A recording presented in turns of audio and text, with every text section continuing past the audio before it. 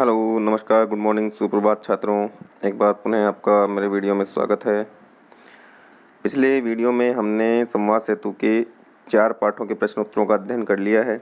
इस वीडियो में हम पाठ 10 के प्रश्न उत्तरों का अध्ययन करेंगे। ये वीडियो जो मैं बना रहा हूँ संवाद सेतु की, ये कक्षा 12 राजस्थान बोर्ड की परीक्षा के लिए महत्वपूर्ण है।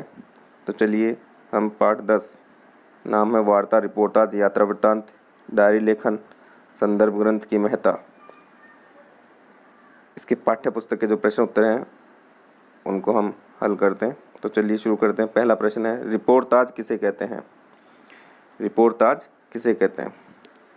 किसी आंखों देखी व कानों सुनी घटना के विस्तृत कलात्मक विवरण के सरल शैली में प्रस्तुतिकरण को क्या कहते हैं? रिपोर्टाज। आंखों देखी कानों सुनी घटना, मतलब घटना तो ये होती है रिपोर्ट, रिपोर्ट का ही परिवर्तित रूप है रिपोर्टाज। रिपोर्ट क्या होती है? आंखों देखी कानों सुनी घटना ही रिपोर्ट कहलाती है। लेकिन उसी आंखों देखी कानों सुनी घटना का जो हम विवरण प्रस्तुत करते हैं वो किस प्रकार का होता है? कलात्मक विवरण होता है, रसीला होता है, सरल शैली में होता है और सरस होता है, अर्थात रस युक्त होता है। ऐसा प्रस्तुतिकरण ही क्या कहलाता है? रिपोर्टाज कहलाता है। रिपोर्टाज फ्रांसीसी भाषा का शब्द है जो कि अंग्रेजी के रिपोर्ट शब्द का ही संशोधित रूप है। रिपोर्ट से बना रिपोर्टाज। रिपोर्ट में आंखों देखी व कानों सुनी घटना का ज्यों का त्यों वर्णन कर दिया जाता है, जबकि इसमें सरल व सरस शैली में और कलात्मकता के साथ में प्रस्तुतिकरण किया जाता है, वो होता है रिपोर्टाज। अगला है दूसरा, रिपोर्ट व रिपोर्टाज में अंतर बताइए। थोड़ा सा मिसप्रिंट हुआ है यहाँ पे। रिपोर्ट व रिपोर्टाज में, यह रिपोर्ट और रिपोर्टाज में अंतर बताइए। तो रिपोर्ट और रिपोर्टाज में कुछ अंतर है यहाँ पे जो बताए गए हैं। रिपोर्ट किसी घटना का यथातथ्य वर्णन है, मतलब यथातथ्य का मतलब होता है ज्यों का त्यों वर्णन किया जाता है, जबकि रिपोर्टाज किसी घटना की कलात्मक अभिव्यक्ति होती है, जैसे कि ऊपर वाले प्रश्न में बताया गया है। रिपोर्ट नीरस होती है जबकि रिपोर्टाज सरस होता है। ये भी रिपोर्टाज में मिसप्रिंट हुआ है। रिपोर्ट नीरस होती है और रिपोर्टाज सरस होता है। रिपोर्ट सामान्य शैली में लिखी जाती है जबकि रिपोर्टाज रेखा चित्र शैली में लिखी जाती है। रिपोर्टाज को पढ़कर हमारे सामने घटना के चित्र प्रस्तुत हो जाते हैं, हमारे मस्तिष्क में चित्र से छप जाते हैं, वो होती है रेखा चित्र शैली। अगला, रिपोर्ट में घटना प्रधान होती है, प्रधानमंत्री नहीं है, घटना प्रधान होती है, जबकि रिपोर्टाज में आत्मकथा तत्वों का मिश्रण होता है। रिपोर्टाज में आत्मकथा तत्वों का मिश्रण होता है, मतलब रिपोर्टाज आत्मकथात्मक शैली में लिखा जाता है। तो ये है रिपोर्ट और रिपोर्टाज में अंतर। अगला प्रश्न है, हिंदी में रिपोर्टाज विधा की प्रथम रचना कौन सी है? प्रथम रिपोर्टाज कौन सा है हिंदी में? हिंदी साहित्य में रिपोर्टाज लेखन के प्रारंभिक प्रयास तो भारतेंदु युग से ही दिखाई देने लगते हैं। भारतेंदु युग का समय है 1850 से 1900 ईस्वी तक का, ये कहलाता है भारतेंदु युग, क्योंकि 1850 में भारतेंदु का जन्म हुआ था तब से, और 1900 ईस्वी तक का भारतेंदु का युग कहलाता है। भारतेंदु के नाम से प्रसिद्ध है ये युग, जबकि उनकी डेथ हो गई थी 1885 में ही। परंतु रिपोर्टाज विधा का वास्तविक जो प्रारंभ है ना, वो शिवदान सिंह चौहान की रचना कौन सी है? लक्ष्मीपुरा, इससे माना जाता है, जो कहाँ छपी थी? रूपा पत्रिका में दिसंबर 1938 के अंक में प्रकाशित हुई थी। इसलिए रिपोर्टाज की जो प्रथम रचना है वो कौन सी मानी जाती है? लक्ष्मीपुरा मानी जाती है। लेखक कौन है? शिवदान सिंह चौहान। समय क्या है इसका? 1938। कौन सी पत्रिका में छपी थी? रूपा पत्रिका में। ये इंपॉर्टेंट बात है इसकी। अगला प्रश्न है, हमें यात्रा क्यों करनी चाहिए? हमें यात्रा क्यों करनी चाहिए?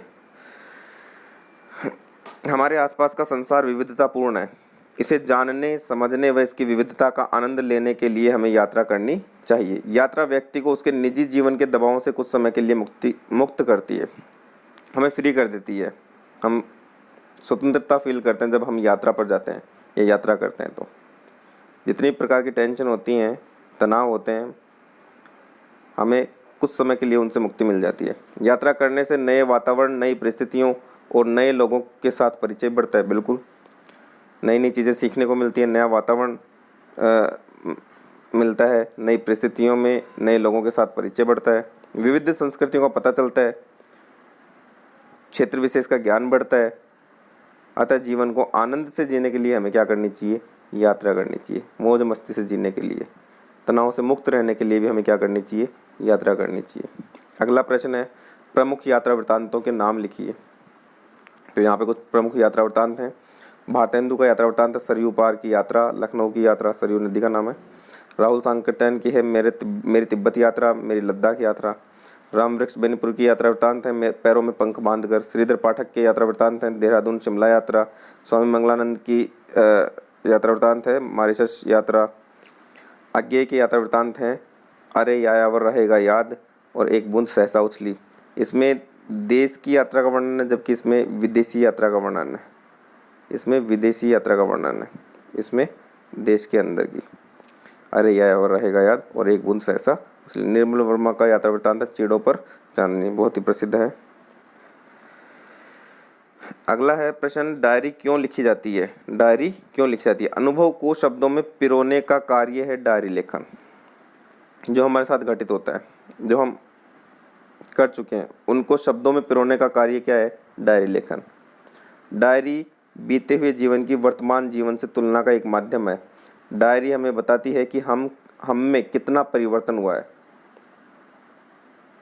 जो व्यक्ति हमेशा डायरी लिखता है, रेगुलर डायरी लिखता है, उसे पता चलता है कि वास्तव में वो कर क्या रहा है, कितना परिवर्तन हो रहा है उसमें, कितनी तरक्की कर रहा है या फिर वो पतन की तरफ जा रहा है। इन चीज़ों का ज्ञान भी होता है डायरी लेखन से। हमने जीवन को किस ढंग से जिया है, क्या खोया है और क्या पाया है, इन सब बातों का विश्लेषण करने का एक माध्यम है डायरी। इन सब बातों का भी पता चलता है हमें किससे? डायरी लेखन से। अतः डायरी लेखक अपने जीवन में घटी घटनाओं को भूलने से बचाने के लिए तथा उसे भावी जीवन की आधारशिला बनाने के लिए भी क्या लिखता है? डायरी लिखता है। इसलिए डायरी लिखी जाती है ताकि हम अपने बीते हुए समय से कुछ सीख कर हम आगे का भविष्य निर्धारित कर सकें। अगला प्रश्न है, डायरी लेखन की 5 विशेषताएं बताइए। तो डायरी लेखन की 5 विशेषताएं हैं। डायरी में लेखक के आत्मीय गुण तथा विशेषताओं की अभिव्यक्ति होती है। उसके खुद के गुणों की और विशेषताओं की अभिव्यक्ति होती है। ये डायरी है। डायरी समय समय पर अतीत के अनुभवों की समीक्षा डायरेक्ट कम की जगह है डायरी लेखक। डायरी लेखक समय समय पर अतीत के अनुभवों की समीक्षा करता हुआ आगे बढ़ता है। डायरी लेखन से लेखक अपनी यादों को समेट सकता है। डायरी में स्थान आदि का विवरण अवश्य होता है, स्थान का और समय का। डायरी में उन्हीं घटनाओं का विवरण रहता है जो व्यक्ति को बहुत अधिक प्रभावित करती हैं। बहुत अधिक प्रभावित करने वाली घटनाओं का वर्णन होता है और स्थान और समय का जरूर वर्णन होता है डायरी लेखन में। जिस दिन हम डायरी लिखते हैं वो डेट जरूर लिखी जाती है, स्थान भी लिखा जाता है। और इस पाठ का अंतिम प्रश्न है, पत्रकारिता के लिए संदर्भ सामग्री की क्या उपयोगिता? संदर्भ सामग्री, इसको बोलते हैं रेफरेंस बुक। संदर्भ पुस्तकें जो होती है ना, वो रेफरेंस बुक कहलाती हैं। पत्रकारिता में सूचनाओं का संग्रह किया जाता है। कई बार सूचनाओं के प्रमाणीकरण के लिए पुराने संदर्भों की आवश्यकता होती है। कोई नया समाचार आ जाता है, उसको प्रमाणित करने के लिए हमें पिछले ग्रंथों की सहायता लेनी पड़ती है कि इससे रिलेटेड पिछले क्या समाचार हैं।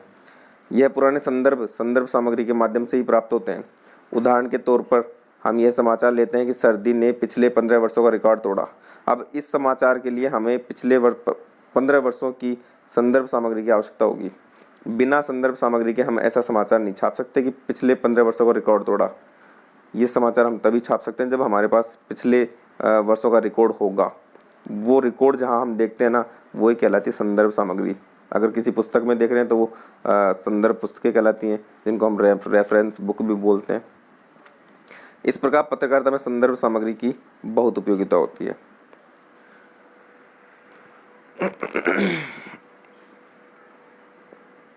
उम्मीद करता हूँ आपको ये समझ में आया होगा। धन्यवाद। जय हिंद, जय भारत।